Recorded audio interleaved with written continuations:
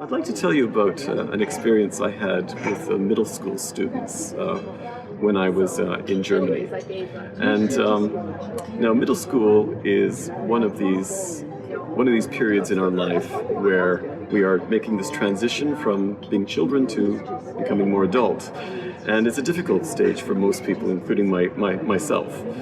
And I found when I was with a group of middle school students for the first time, some of them were quite active and outgoing, but I would find some of them very reticent and unwilling to communicate in the class.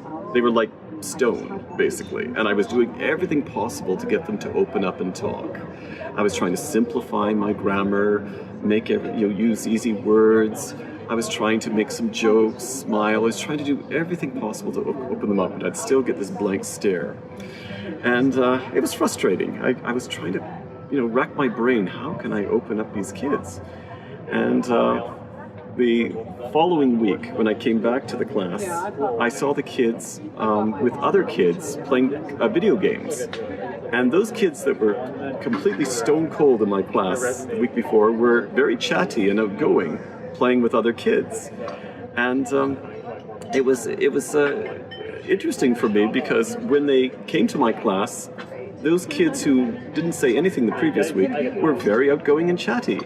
And I realized that the reason they were that way was the most important thing for them was to have a good relationship with their fellow classmates and get along with them. So their fellow classmates, they were the ones who opened them up and got them to feel more relaxed. And a bond was, created between these kids, so that when they came to my class, I didn't have to, try and open them up. They already were relaxed and comfortable with their classmates. And it taught me a lesson that, the most important thing is when you manage a class, is to get the classmates themselves to feel comfortable with each other, because once that tension is gone, they're much more willing to open up, and it makes your job a lot easier.